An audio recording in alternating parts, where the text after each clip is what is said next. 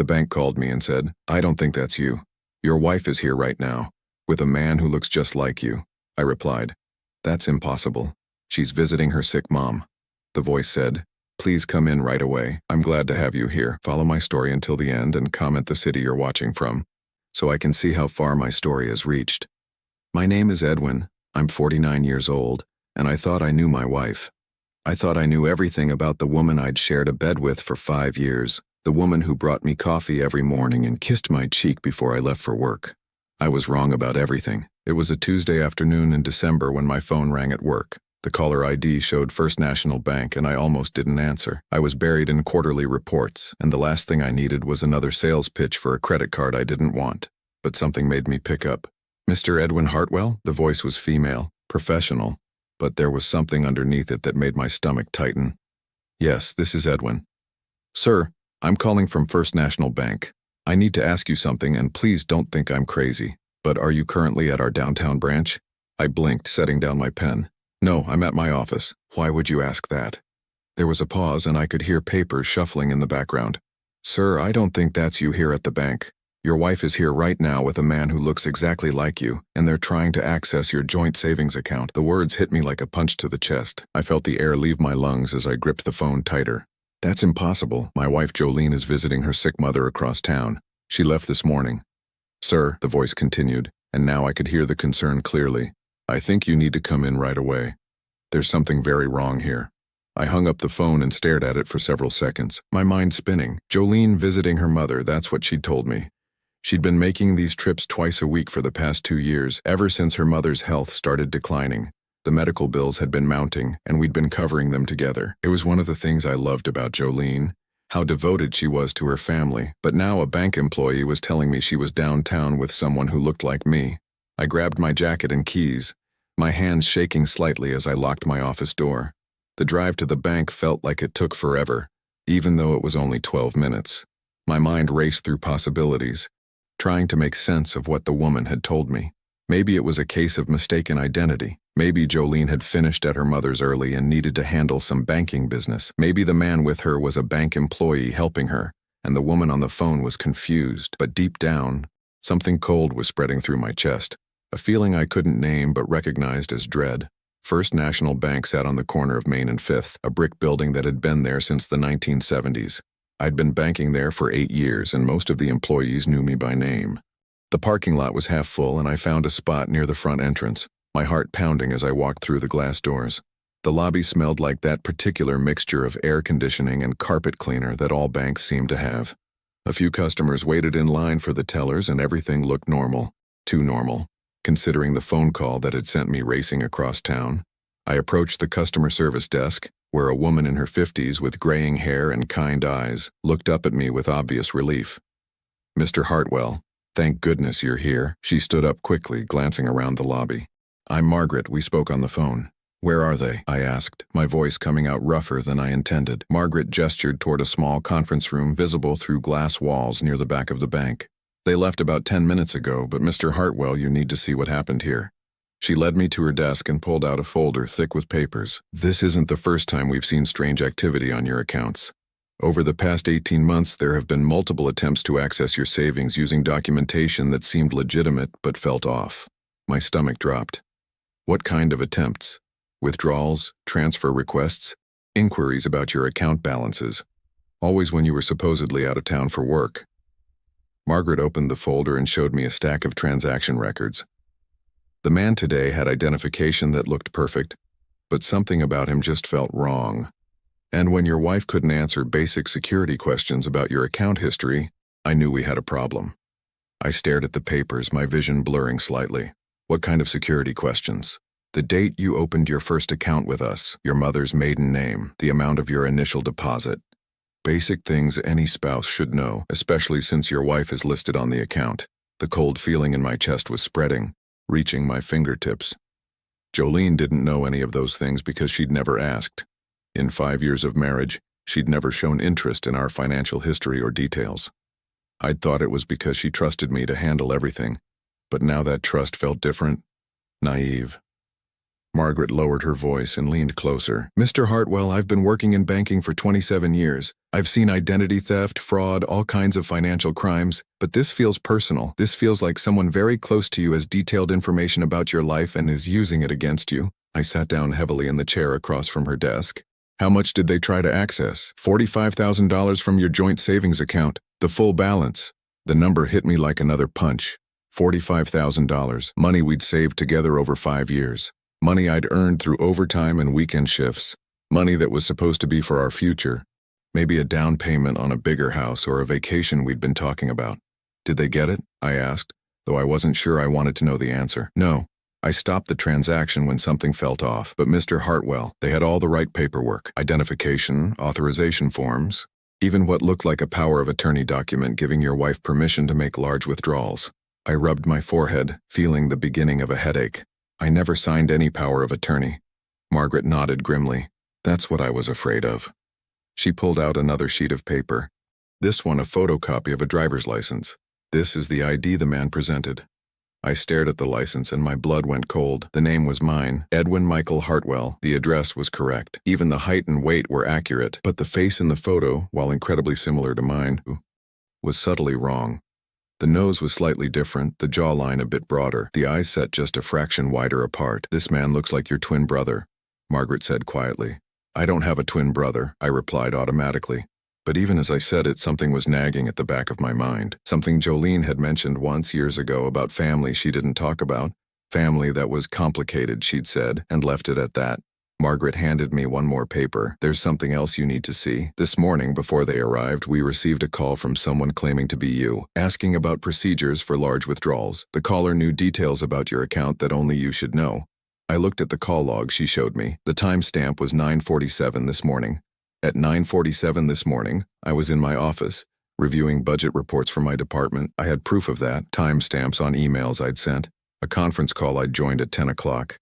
Someone's been watching you, Mr. Hartwell, Margaret said softly. Someone's been learning your routines, your schedule, your personal information, and they've been planning this for a long time. I stood up slowly, my legs feeling unsteady. The bank lobby around me looked different now, like I was seeing it through fog. Everything I'd thought I knew about my life, about my marriage, about my wife was shifting beneath my feet. What do I do now? I asked. Margaret's expression was sympathetic but firm. You go home and you look for things that don't belong. You check your mail, your documents, your personal papers, and Mr. Hartwell, you think very carefully about who has access to your life. I thanked her and walked back to my car, my mind reeling. The drive home took forever and no time at all. I kept thinking about Jolene's twice-weekly visits to her sick mother, how devoted she was, how she never let me come along because her mother was too weak for visitors, how she always seemed to know exactly when I'd be working late or traveling for business. As I pulled into our driveway, I noticed Jolene's car wasn't there yet. She was probably still at her mother's, or maybe she was somewhere else entirely. Maybe she'd never been at her mother's at all. I unlocked the front door and stepped into the house we'd shared for 5 years. Everything looked the same, the beige sofa we'd picked out together, the coffee table with her magazines, the family photos on the mantel. But now it all felt like a stage set, like props in a play I didn't know I was performing in. I walked into our bedroom and opened Jolene's closet, though I wasn't sure what I was looking for. Her clothes hung neatly, her shoes lined up on the bottom shelf. Everything normal, everything as it should be. Then I opened my own closet and my breath caught in my throat. Hanging in the back, behind my winter coats, was a gray sweater I'd never seen before, and next to it, a pair of jeans that weren't mine but would fit me perfectly. The clothes looked exactly like something I would wear. The same brands I preferred, the same style, but I'd never bought them. Someone else had been wearing my clothes. Someone who needed to look like me. I sank onto the edge of the bed. Margaret's words echoing in my head. Someone's been watching you. Someone's been learning your routines. As I sat there in the bedroom I'd shared with my wife for 5 years, surrounded by furniture we'd chosen together and memories we'd built together, I realized I had no idea who Jolene really was. And I was terrified to find out. I waited for Jolene to come home, sitting at our kitchen table with a cup of coffee that had long gone cold. The gray sweater and jeans I'd found in my closet lay spread out on the chair across from me. Physical evidence that my life wasn't what I thought it was. Every few minutes I checked my phone, watching the minutes tick by, wondering where my wife really was and who she was with. She walked through the front door at 6:37, exactly when she always did after her mother visits. I heard her keys hit the small dish by the entrance, heard her heels click across the hardwood floor, heard her call out in that same cheerful voice I'd fallen in love with 5 years ago. "Edwin, honey, I'm home. How was your day?"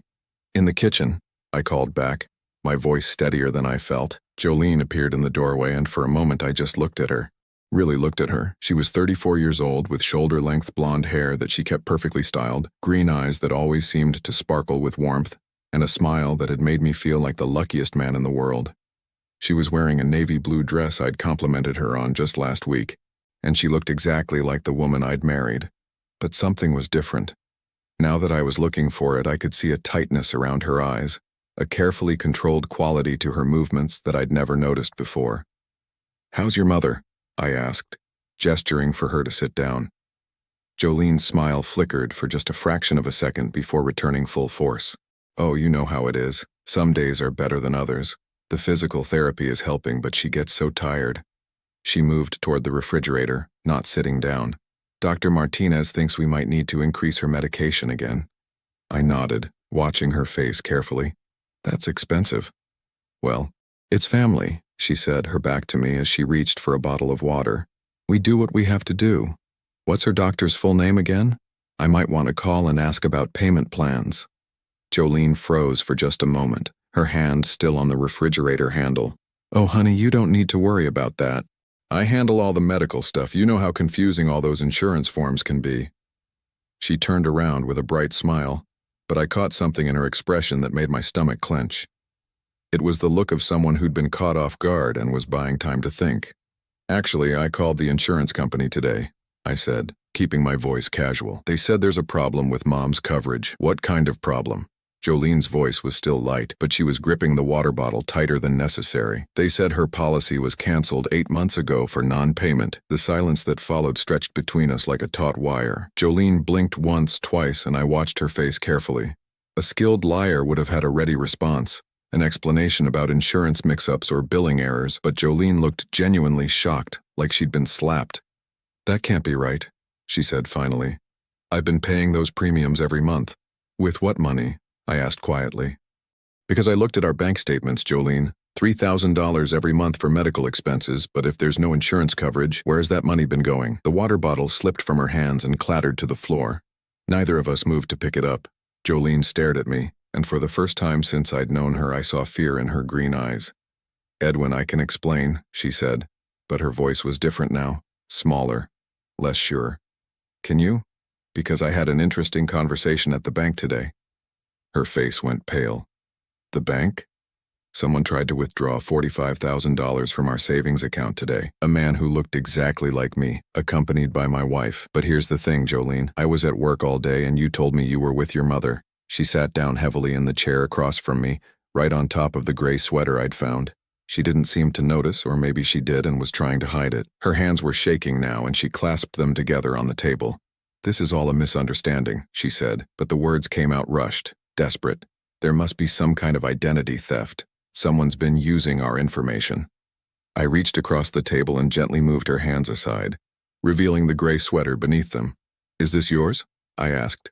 Jolene's breath caught in her throat. She stared at the sweater like it was a snake that might bite her. I've never seen that before. It was in my closet, Jolene, in the back, behind my winter coats, along with a pair of jeans that aren't mine but would fit me perfectly. Someone's been keeping clothes in our house that are meant to make them look like me." The fight went out of her all at once. Her shoulders sagged, and she put her face in her hands. For a moment, I thought she was going to cry, and despite everything, I felt a surge of sympathy. This was still my wife, the woman I'd loved for 5 years, and seeing her break down hurt more than I'd expected. But when she looked up at me, there were no tears, just a kind of calculating resignation, like she was deciding how much truth to tell me. "Edwin, you have to understand, I never meant for it to go this far." "How far? How far was it supposed to go?" She took a shaky breath. "My brother needed help." "Your brother?" I stared at her. "Jolene, you told me you were an only child.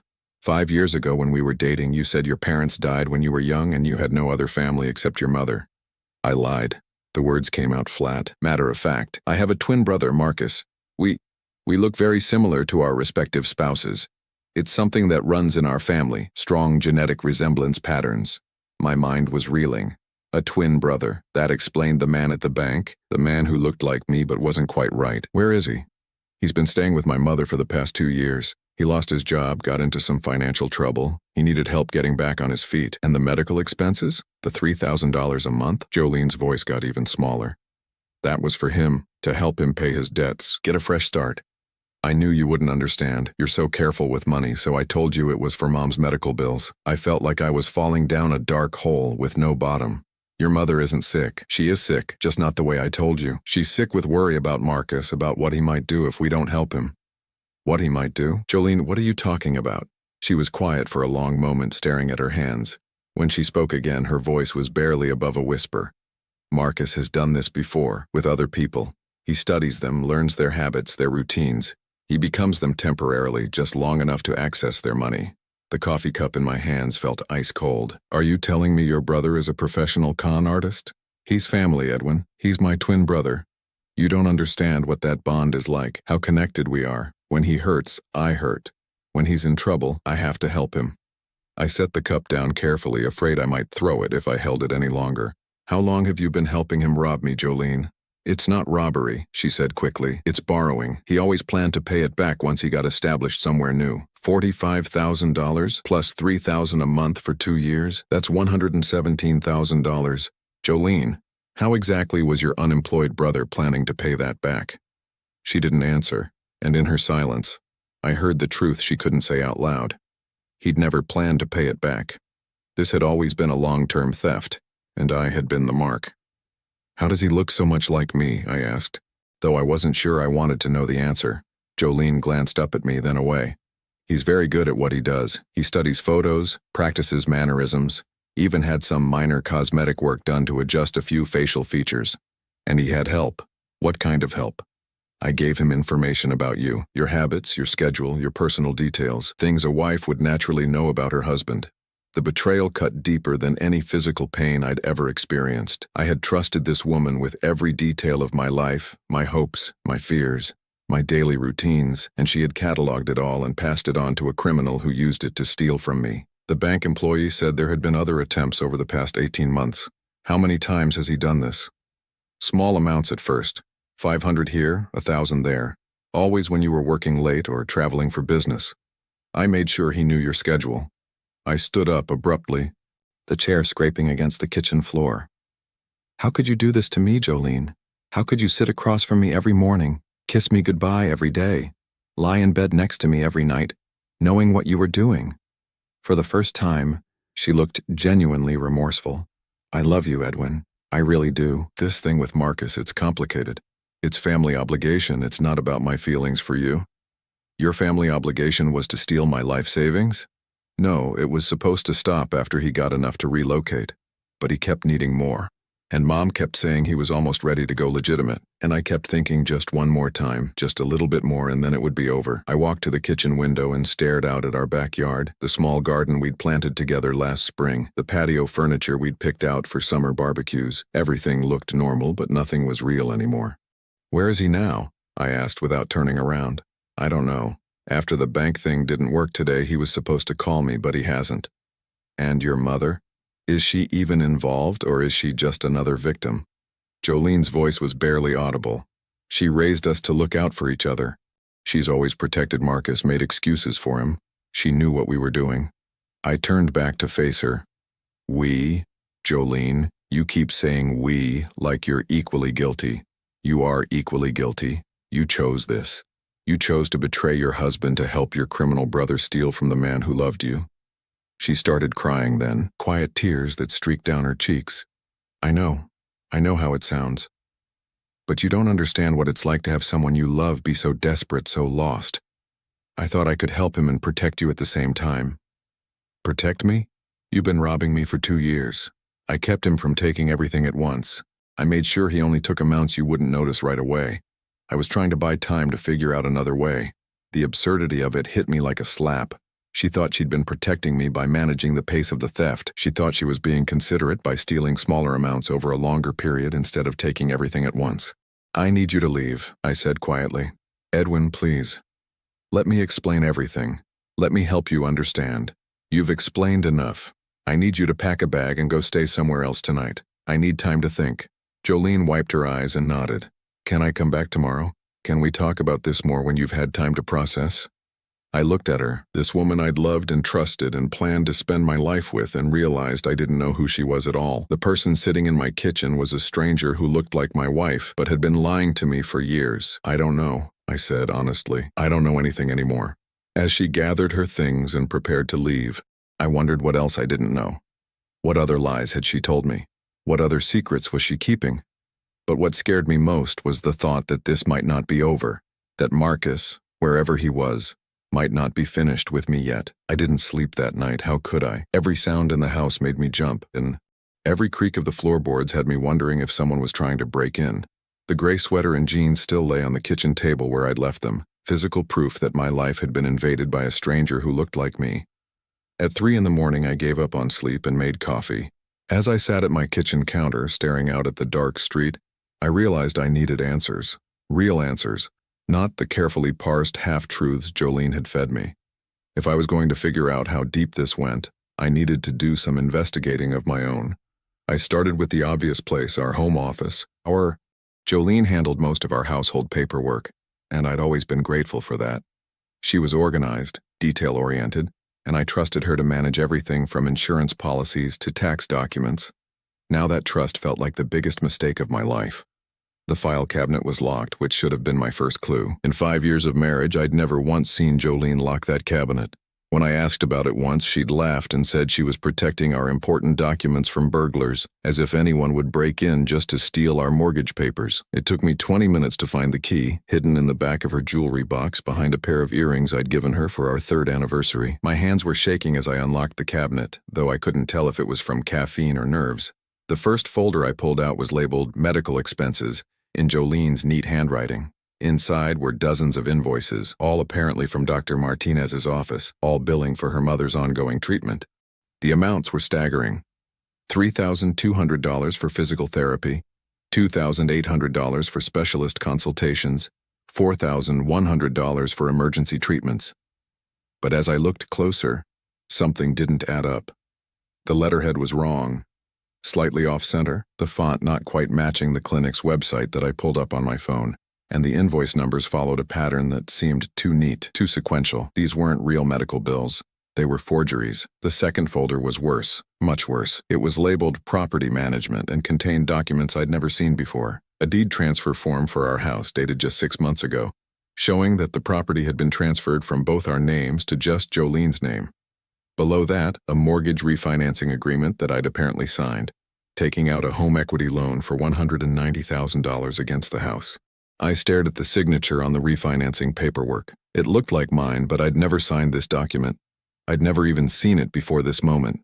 My house, the house I'd lived in for 8 years, the house I'd bought 2 years before I even met Jolene, was no longer legally mine.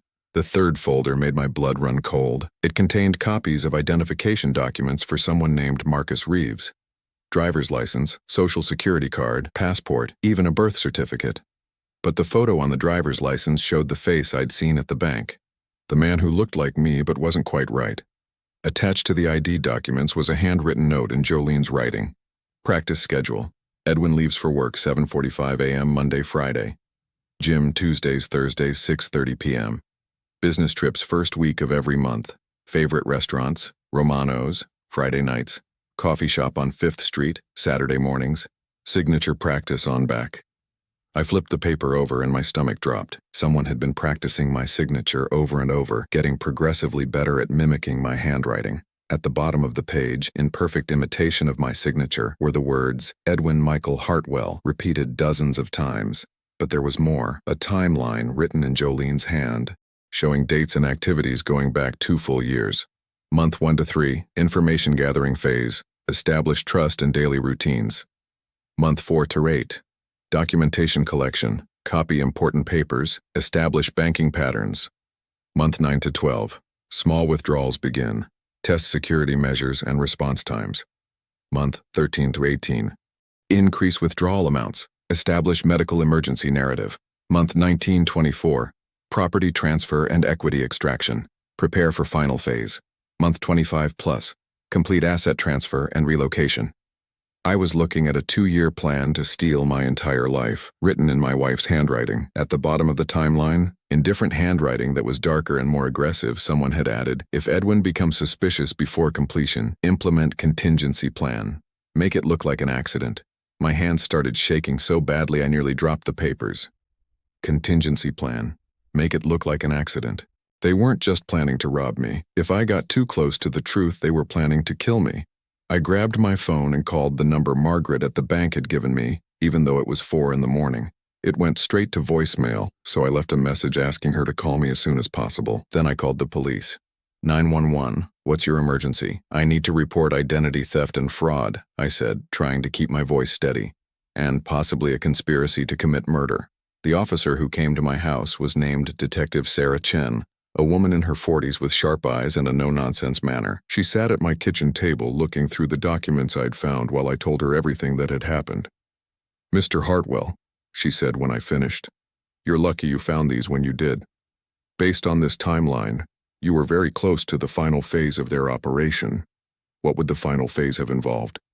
Complete disappearance of your assets, and quite possibly your disappearance as well.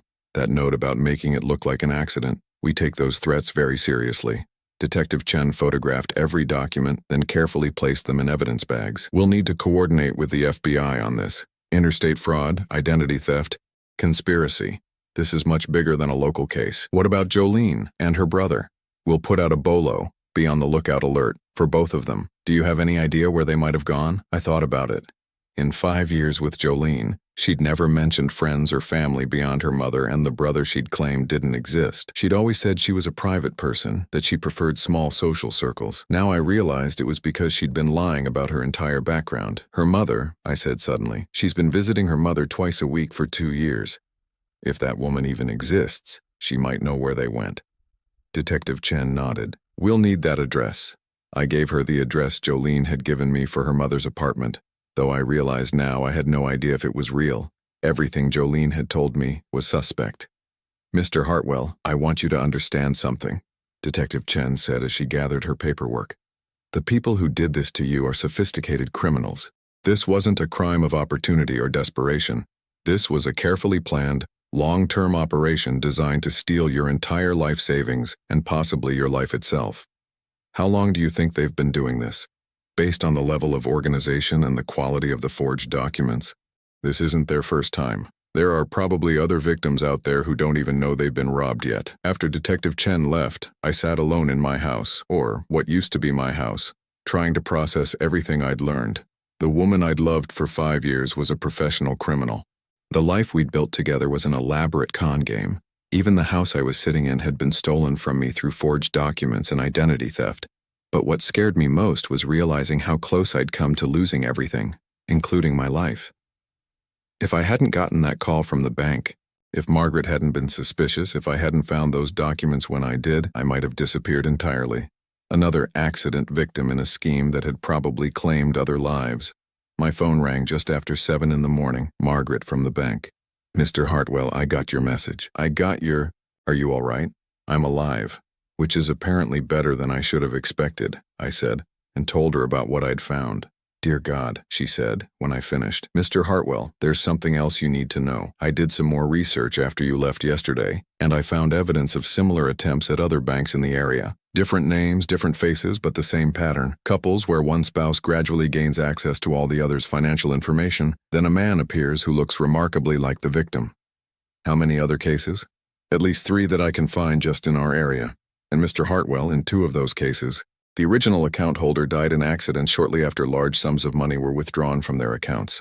The room started spinning around me. 2 people were dead, 2 people who had probably trusted their spouses the same way I'd trusted Jolene, who had probably never suspected they were being set up for murder until it was too late." "There's something else," Margaret continued. "I checked your account this morning and there was another attempt to access it last night. At 3:17 a.m., someone tried to transfer your entire retirement savings to an offshore account. Did it go through?" "No. After yesterday's incident, we put a hold on all transactions. But Mr. Hartwell, they're not giving up. They're still actively trying to steal from you even after their cover was blown." I thought about the timeline I'd found, the plan that had been so carefully laid out over 2 years. They'd invested too much time and effort into this to walk away empty-handed.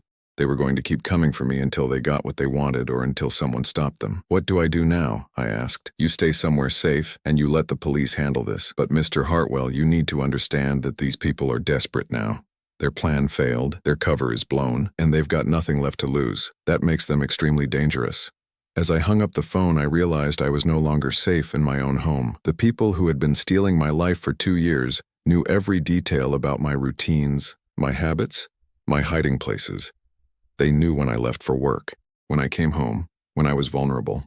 And now they knew I'd discovered their plan. I packed a bag with essential documents and clothes, then drove to a hotel across town. I paid cash and used a fake name, something I'd seen in movies but never thought I'd need to do in real life. As I sat in that anonymous hotel room, staring out at the parking lot, I tried to figure out what I'd done wrong. How had I been so blind? How had I lived with someone for 5 years without seeing who she really was? But the more I thought about it, the more I realized that Jolene hadn't just been pretending to love me. She'd been studying me, learning my weaknesses, my blind spots, my capacity for trust. Every kiss, every conversation, every moment of intimacy had been data collection for a criminal operation. I'd been married to a predator who looked like the woman of my dreams. And somewhere out there, she and her brother were planning their next move. I stayed in that hotel for 3 days, jumping at every sound in the hallway, checking the locks on my door every few hours. Detective Chen called twice daily with updates, but the news wasn't good. Jolene and Marcus had vanished completely. The address Jolene had given me for her mother's apartment turned out to be a vacant unit that had been empty for 6 months. The bank account they'd tried to transfer money to was closed within hours of the failed attempt, and the trail went cold there. But on the 3rd day, Detective Chen called with news that made my blood run cold. Mr. Hartwell, we need to meet. There's something you need to see, and it's not something I want to discuss over the phone. We met at a coffee shop downtown, far from anywhere Jolene would know to look for me. Detective Chen looked tired, like she'd been working around the clock, and the folder in her hands was thick with new documents.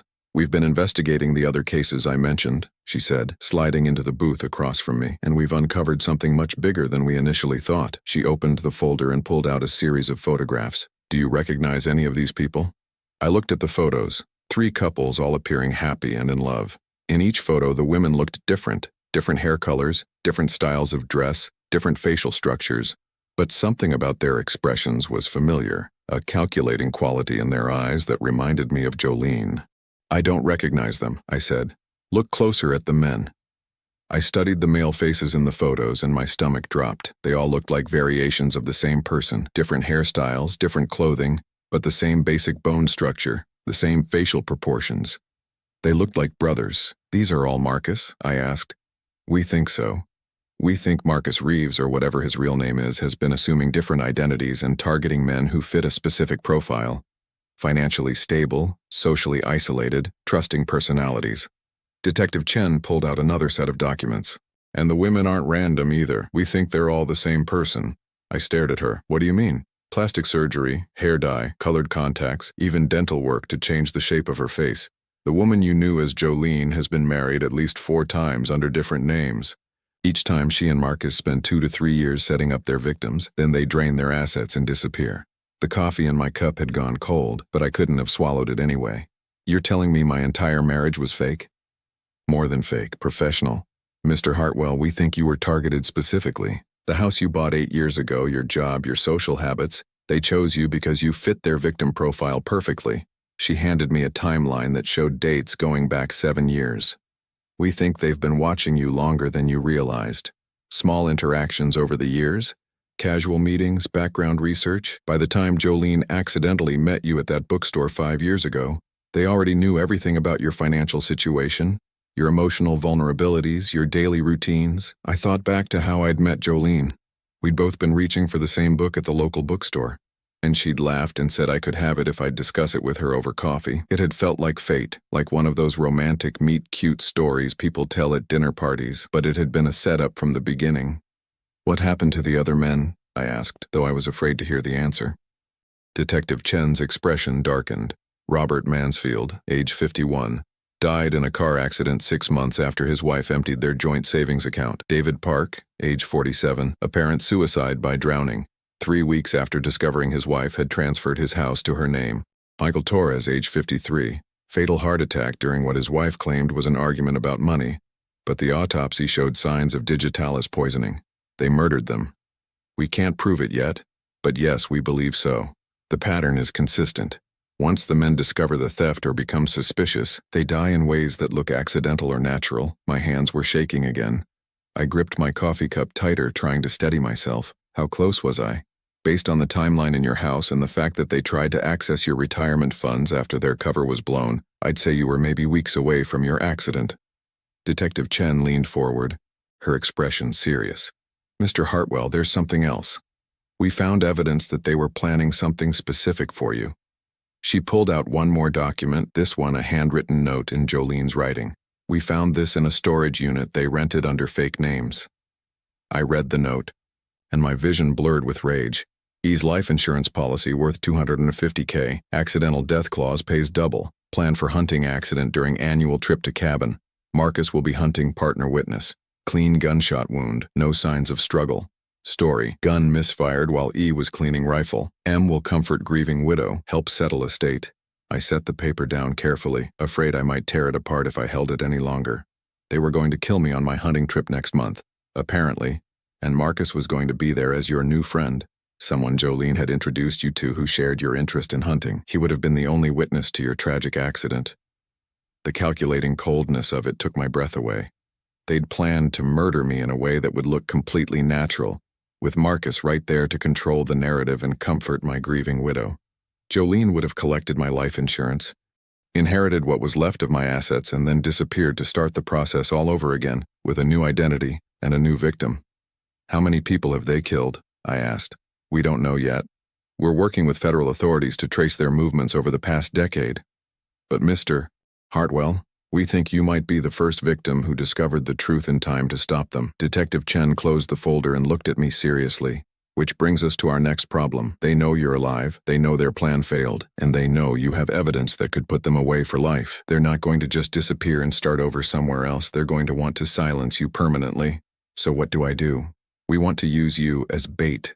I stared at her. You want me to what? They're going to come for you eventually. They have to. You're the only person alive who can connect them to their crimes. Instead of waiting for them to choose the time and place, we want to control the situation, set a trap, and catch them in the act. The idea terrified me, but I could see the logic in it. What kind of trap? We'll set up surveillance and put you back in your normal routine, but with undercover protection. When they make their move, we'll be ready. And if something goes wrong, if they get to me before you can stop them? Detective Chen's expression was grim but determined. That's a risk. But Mr. Hartwell, these people have killed at least 3 men, possibly more. If we don't stop them now, they'll keep doing this. They'll find new victims, new identities, and the cycle will continue. I thought about the other men, the ones who had died because they'd trusted the wrong person, Robert Mansfield, David Park, Michael Torres. They'd probably loved their wives the same way I'd loved Jolene.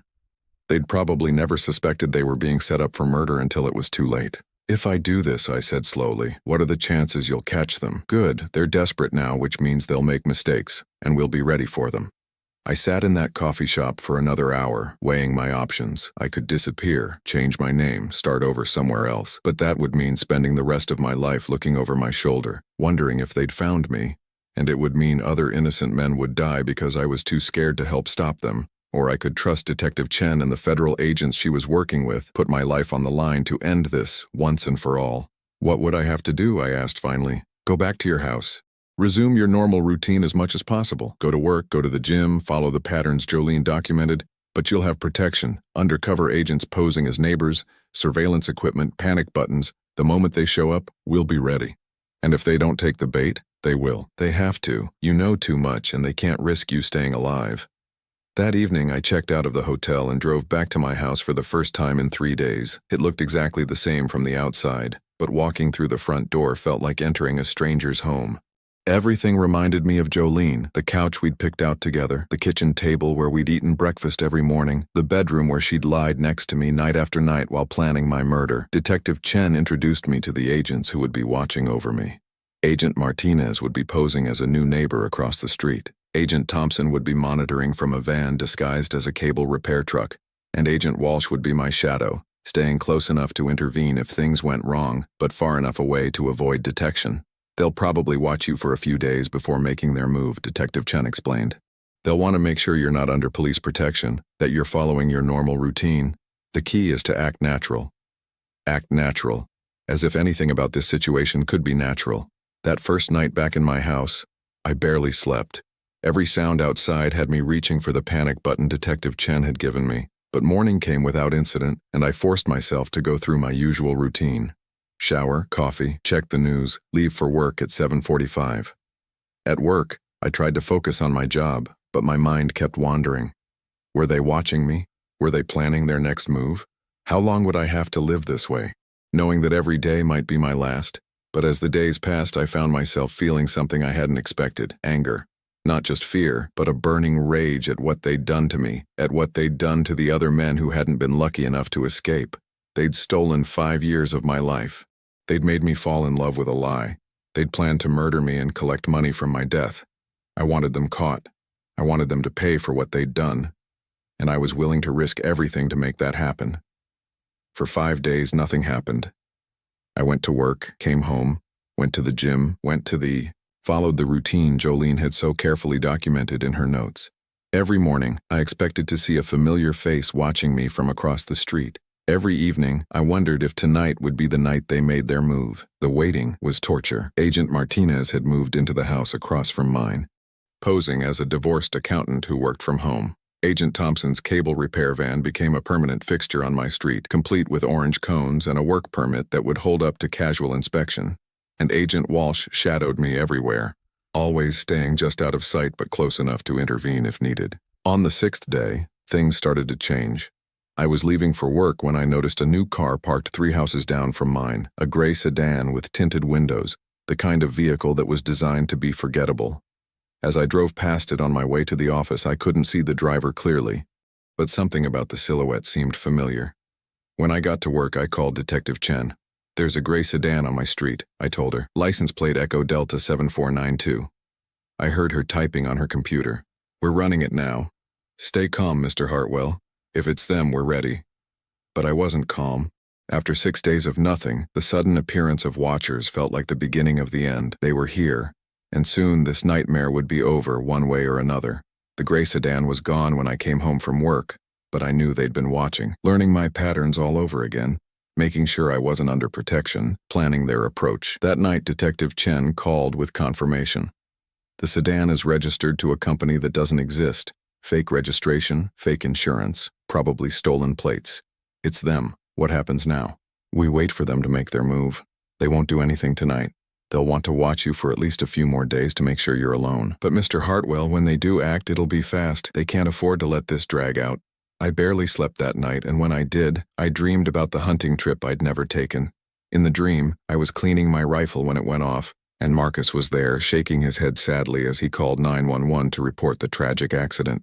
In the dream, I could see Jolene waiting in the car, already planning how to spend my life insurance money. The second day of surveillance was worse than the first. The gray sedan was back, this time with a different license plate, and I spotted it following me to work at a discreet distance. When I went to the gym after work, it was there in the parking lot. When I stopped for groceries, it followed me to the store. They weren't even trying to be subtle anymore.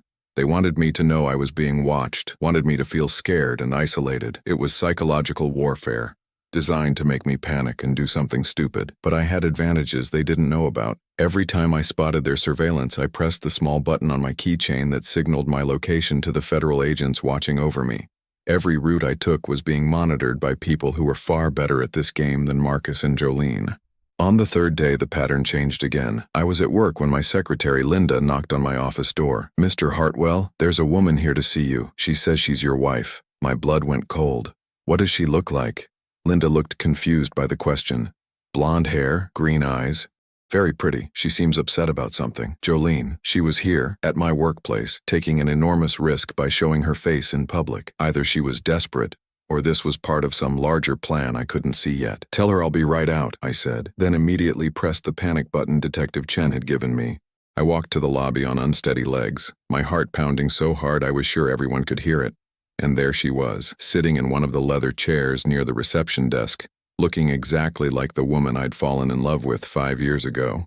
But now I knew what to look for. The way her eyes scanned the room constantly, cataloging exits and potential threats. The way her purse was positioned for easy access to whatever she kept inside it. The calculated quality of her tears, designed for maximum emotional impact. "Edwin," she said, standing up as I approached. "Thank God. I've been so worried about you." I kept my distance, staying near the reception desk where Linda could see and hear everything. "What do you want, Jolene?" "I want to explain. I want to make this right."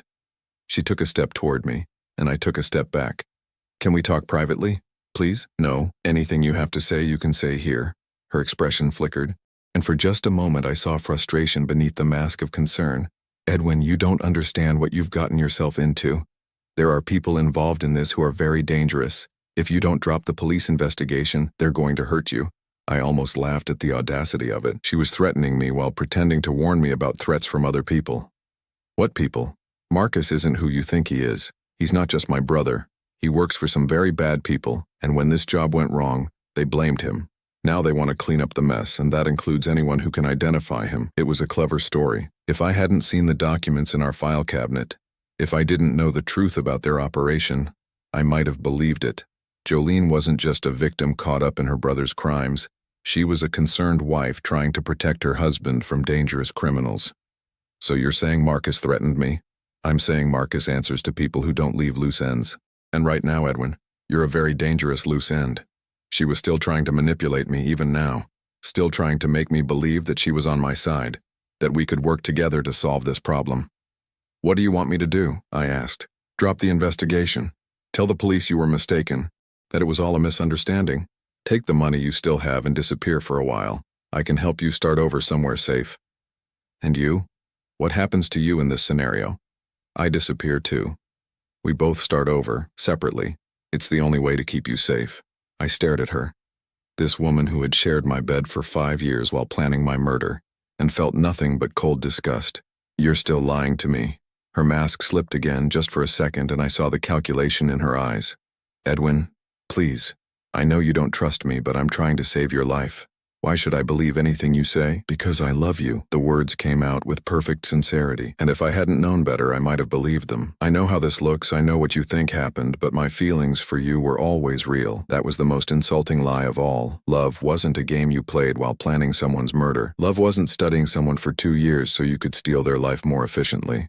"Get out," I said quietly. "Edwin, please listen to me. Get out, or I'll call security." For a moment, her composure cracked completely. The concerned wife act fell away, and I saw the cold professional underneath. Her green eyes went flat and emotionless, her mouth set in a thin line of frustration. "You're making a mistake," she said, and this time there was no fake emotion in her voice. "A very dangerous mistake. The only mistake I made was trusting you." She stared at me for a long moment, then picked up her purse and walked toward the exit. At the door, she turned back. "Goodbye, Edwin. I hope you survive what's coming." Then she was gone, disappearing into the parking lot where I was sure Marcus was waiting for her. I went back to my office and called Detective Chen immediately. "She was here," I said. "Jolene came to my office. We know. We followed her from your house. She's in a blue Honda with Marcus right now heading south on Highway 61. We've got units tracking them. She threatened me. Not directly, but she made it clear that bad things would happen if I didn't drop the investigation. That confirms what we suspected. They're getting desperate, which means they'll make their move soon, probably tonight." I sat down heavily in my office chair, the reality of the situation hitting me again, tonight. After 5 years of marriage, after 2 years of being systematically robbed, after discovering that the woman I loved had been planning my murder, it would all end tonight. What do I do? Go home, follow your normal routine. We'll be watching, and the moment they make their move, we'll take them down. And if something goes wrong? Detective Chen was quiet for a moment. "Nothing will go wrong, Mr. Hartwell. We've got this under control." But as I drove home that evening, I couldn't shake the feeling that Jolene and Marcus had one more card to play. They'd been doing this for years, had killed at least 3 men, and had evaded capture every time. They weren't going to go quietly. The house felt different when I walked through the front door, emptier, more dangerous. Every shadow could be hiding a threat. Every sound could be them coming for me. I made dinner and tried to eat, but the food tasted like cardboard. I turned on the television and tried to watch the news, but I couldn't focus on anything except the windows, the doors, the ways someone could get into my house. At 9 o'clock, my phone rang. Unknown number. "Hello, Edwin." Marcus's voice, but deeper than I remembered, more threatening. "Did you enjoy your conversation with my sister today? What do you want? I want you to understand something. We've been very patient with you. very understanding. But that patience has limits. I'm not afraid of you. He laughed, and there was no humor in it. You should be. Do you know what happened to Robert Mansfield, David Park, Michael Torres? The names of the dead men hit me like physical blows. You killed them. We did what was necessary, and if you don't stop interfering with our business, we'll do what's necessary with you too. The police are listening to this call. No, they're not. We're using equipment that makes tracking impossible. But Edwin, here's what's going to happen. You're going to walk out of your house in exactly 10 minutes. You're going to get in your car and drive to the address we're about to text you. You're going to come alone, and you're going to bring every piece of evidence you think you have against us. And if I don't, then we'll come to you. And when we do, it won't be quick. The line went dead. A few seconds later, my phone chimed with a text message containing an address I didn't recognize. I stared at the phone, my hands shaking. They wanted to meet face to face, to end this once and for all. But they didn't know about the federal agents watching my house. Didn't know that every move they made was being monitored. I pressed the panic button and waited for my phone to ring. Mr. Hartwell? Detective Chen's voice. They want to meet tonight. They're going to text me an address. We heard. We've been monitoring all cell traffic in your area. Don't go to that address. Mr. Hartwell, it's a trap. But what if they come here instead? Then we'll be ready for them. Trust me, this is almost over. I hung up and sat in my living room, waiting. The house was completely quiet except for the sound of my own heartbeat pounding in my ears. At 9:47, exactly 10 minutes after Marcus's call, I heard a sound that made my blood freeze. Someone was picking the lock on my front door. The soft scratching sound at my front door was almost inaudible, but in the silence of my house, it might as well have been a fire alarm. I pressed the panic button 3 times in rapid succession, the signal Detective Chen had told me to use if they were actually inside my house. I crept toward the kitchen, staying low and avoiding the windows. The agents watching my house would be moving into position, but I had no way of knowing how long it would take them to get here, or if they'd arrive before Marcus and Jolene finished picking the lock. The scratching stopped. For a moment, there was complete silence. Then I heard the soft click of the front door opening. I grabbed a kitchen knife from the counter, my hands shaking so badly I nearly dropped it. Through the kitchen window, I could see Agent Martinez's house across the street, but there was no sign of movement. Where were they? Edwin? Jolene's voice calling softly from the front hallway. We know you're here, we just want to talk. I stayed silent, pressed against the kitchen wall where I couldn't be seen from the hallway. This doesn't have to end badly, she continued, and I could hear her footsteps moving slowly through my house. We can work something out, we can all walk away from this. More footsteps, heavier ones. Marcus was with her, moving through my living room. I could hear him checking the closets, looking under the couch, searching for me systematically. Edwin. This time it was Marcus's voice, and he was closer, much closer. We found your panic button on the coffee table. Very thoughtful of you to leave it where we could see it. My heart sank. I'd been so careful to keep the panic button with me, but in my fear, I must have set it down when I went to get the knife. They knew I'd called for help. The police aren't coming, Jolene said, and now she sounded almost sad. We intercepted their communications, told them you'd changed your mind, that you wanted to handle this privately. They're not monitoring your house anymore. That couldn't be true, could it? Detective Chen had promised that they'd be watching, that they were ready to move the moment Marcus and Jolene showed up, but I hadn't heard any sirens, hadn't seen any movement from the surveillance team. You're lying, I called out, hoping my voice sounded more confident than I felt. Am I? Marcus was in the kitchen doorway now, and I could see his shadow on the wall. He looked exactly like me, but there was something wrong with his eyes. Something cold and predatory that had never been in any mirror reflection I'd seen. Check your phone, Edwin. See if you have any missed calls from your police friends. Against my better judgment, I glanced at my phone. No missed calls, no text messages, nothing. Either they were telling the truth, or the federal agents were playing this very carefully, waiting for the right moment to strike. Why don't you come out where we can see you? Jolene said. We really do just want to talk. I stepped out of the kitchen, the knife still in my hand, and faced the 2 people who had stolen 5 years of my life. Seeing Marcus in person was like looking into a funhouse mirror. He was my height, my build, with surgery-altered features that made him look like my twin brother. But where I saw doubt and fear in my own reflection, Marcus radiated confidence and barely controlled violence. And Jolene looked exactly like the woman I'd fallen in love with, except for her eyes. Those green eyes that had once looked at me with what I'd thought was love were now flat and calculating, like a predator sizing up prey. There he is, she said with a smile that didn't reach those cold eyes. My husband. Ex-husband, I corrected, surprised by how steady my voice sounded. Technically, yes, since you were so eager to divorce me. But Edwin, we never finished our conversation from this afternoon. Marcus moved to my right, positioning himself between me and the back door. You've caused us a lot of problems, Edwin. Do you know how much money we've lost because of your interference? About the same amount you stole from me, I'd guess. He laughed, but it wasn't a pleasant sound. We didn't steal anything, we earned it. Do you know how hard it is to live with someone for 5 years, pretending to love them, catering to their every need, playing the perfect wife? It was quite a performance, I said, looking at Jolene. Very convincing. Thank you. She actually looked pleased by the compliment. I've gotten very good at it over the years. Each husband teaches me something new about what men want to hear. How many have there been? You were number 7, Marcus said, and the most challenging. Most men are so desperate for love that they believe anything, but you were cautious, observant. We had to work much harder to gain your trust. Why me? What made you choose me? Jolene tilted her head, considering the question. You had money, but not too much. A stable job, but no family to ask awkward questions. And you were lonely, Edwin. So lonely that you'd fall in love with the first woman who paid attention to you. The words stung because they were true. I had been lonely when I met her, isolated and desperate for connection. And she'd given me exactly what I needed, exactly what she'd studied and planned to give me. Plus, you had that beautiful life insurance policy, Marcus added. $250,000 with double indemnity for accidental death. That hunting trip you had planned would have set us up very nicely. But then you had to go and ruin everything, Jolene said, and for the first time, I heard real anger in her voice.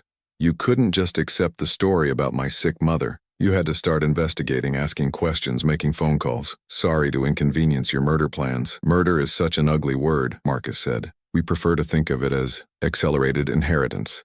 He was moving closer now, and I gripped the kitchen knife tighter, but I knew that a knife wasn't going to save me against 2 trained killers who had done this at least 6 times before. Here's what's going to happen, Jolene said, her voice taking on the tone she'd used when we were married, and she wanted me to do something I didn't want to do. You're going to come with us, and we're going to stage a very convincing suicide. Depression over the divorce, financial stress, the shame of being deceived by your wife. It's a very believable story. And if I refuse?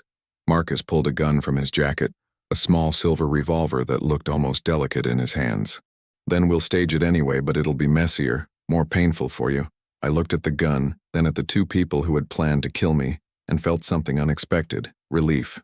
Not because I wanted to die, but because the waiting was finally over. The games, the lies, the manipulation, it was all ending tonight, one way or another. You know what's funny, I said, surprising myself by actually meaning it. I actually loved you. For 5 years, I genuinely believed that you loved me back. Jolene's expression softened slightly.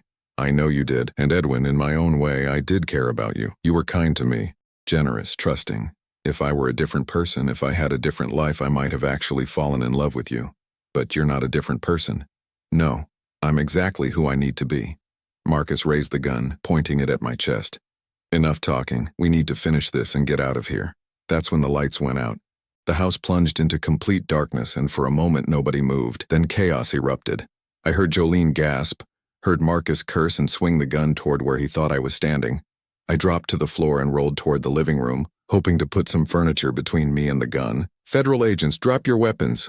The voice came from outside, amplified by a bullhorn, and suddenly my house was flooded with light from powerful spotlights pointed through every window. Edwin Hartwell, if you can hear this, stay down. More voices, from multiple directions. The front door exploded inward, and black-clad figures poured through the opening. I heard Marcus fire the gun twice, the sound deafening in the confined space, then a sharp crack that sounded like a taser. Clear left. Clear right. 2 suspects down. I stayed on the floor until someone touched my shoulder gently. Mr. Hartwell, are you injured? I looked up to see Agent Walsh, the man who had been shadowing me for the past week. His face was calm and professional, but I could see relief in his eyes. I'm okay, I said, though I wasn't sure that was true. The lights came back on, revealing Marcus on the floor near the kitchen, his hands zip-tied behind his back, blood trickling from his nose where someone had hit him. The gun lay on the floor several feet away, safely out of reach. Jolene was sitting against the far wall, also restrained, staring at the chaos in my living room with an expression of pure disbelief.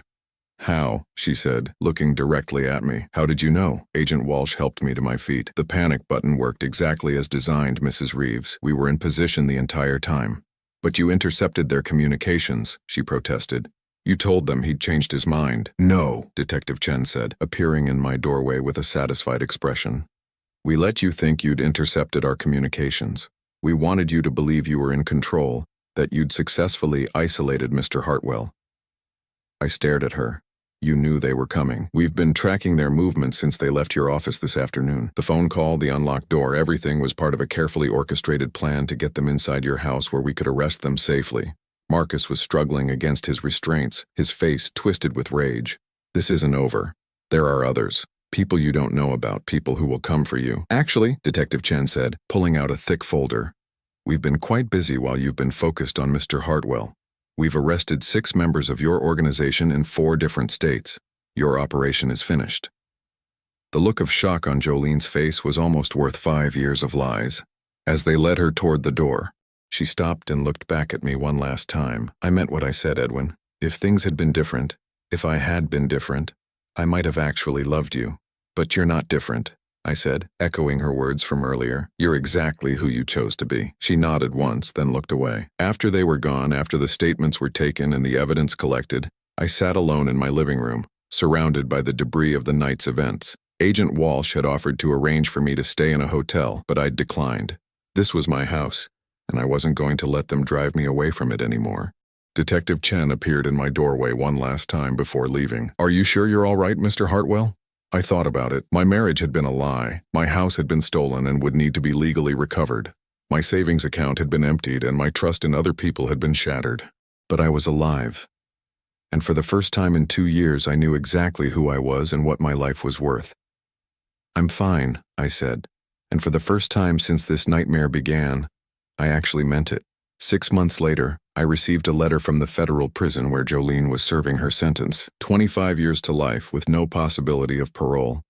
Marcus had gotten life without parole after they'd connected him to 2 additional murders in other states. I stared at the letter for a long time before throwing it away, unopened. I'd heard everything I needed to hear from her. I sold the house 6 months after that, once the legal complications had been sorted out. Too many bad memories, too many lies embedded in every room. I bought a smaller place across town, somewhere Jolene had never been, somewhere Marcus had never studied. I'm 50 now, and I've learned things about trust and love and betrayal that I never wanted to know. But I've also learned that surviving something like this changes you in ways that aren't all bad. I'm more careful now, but also more grateful, more suspicious, but also more appreciative of genuine kindness when I encounter it. And sometimes, late at night, I think about those other men who weren't as lucky as I was. Robert Mansfield, David Park, Michael Torres, and the others whose names I'll never know. Men who trusted the wrong person and paid for it with their lives. I survived because of luck, because of a bank employee who noticed something wrong, because of federal agents who knew how to set a trap. But mostly, I survived because when the moment came to choose between fear and action, I chose to fight back.